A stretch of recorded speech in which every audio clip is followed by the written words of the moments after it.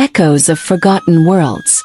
In the heart of the Igbo land, where the red earth met the green of vast forests, there was a village known as Umubia. The village lay nestled between towering hills, far from the hustle of the nearest town, yet not isolated enough to be swallowed by time. The elders spoke of the Annam, the spirits of the ancient ones who had once walked the earth, leaving echoes of their wisdom behind. Every evening, just before the sun kissed the horizon, the people of Umubia gathered in the village square, where the oldest tree stood. It was said that this tree, a massive irako, held the memories of forgotten worlds. The people believed that the tree was a living archive of the village's ancestors, its roots delving deep into the unseen world of spirits, its branches reaching into realms beyond sight. It was on one such evening that the young Amaka, a curious girl with a wild streak and a thirst for adventure, wandered to the edge of the village. Her heart had always longed for more than the stories of old. There was a burning desire inside her to understand the true depths of the legends, to see the world as the elders saw it in their dreams. Amaka! Her grandmother's voice called from behind, but Amaka had already slipped into the forest, guided by an invisible force.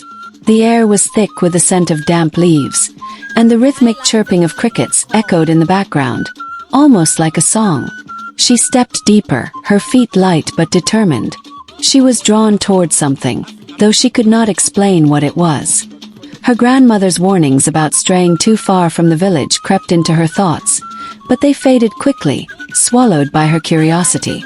As she ventured further, the dense trees seemed to grow thicker, the light dimming as though the very world around her was shifting. Then she saw it. A clearing in the forest where the light shone brighter, though the sun had long set. In the center stood a stone altar, weathered by centuries, covered in ancient carvings that seemed to pulse faintly in the twilight. The carvings resembled the shapes of birds, snakes, and faces.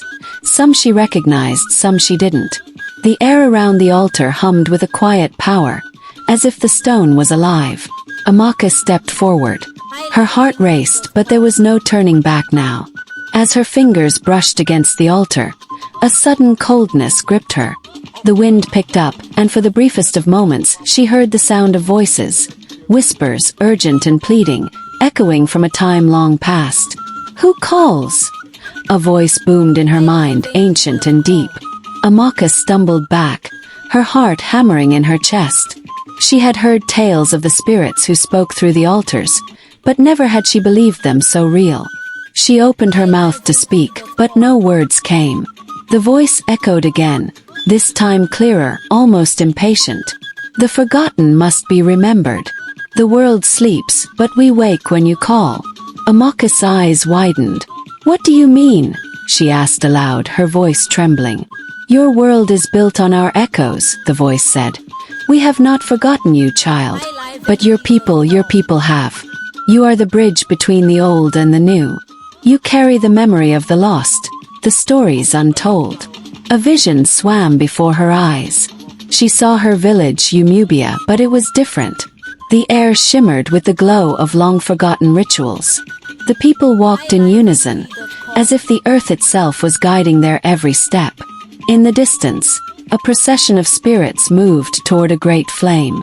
At the center stood the elders, their faces radiant with wisdom, speaking the language of the ancient ones. Then the vision fractured, and Amaka found herself back in the clearing, breathless.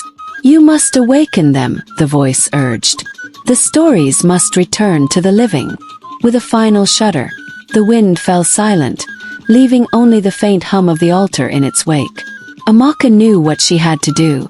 The next day, when she returned to Umubia, she told her people of her journey, of the voices and the visions, of the forgotten worlds that whispered from the earth.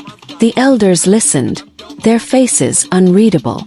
But when the sun dipped low that evening, they gathered around the irako tree.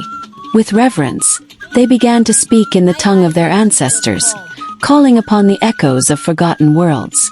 The ground seemed to stir beneath them, and the wind whispered its approval.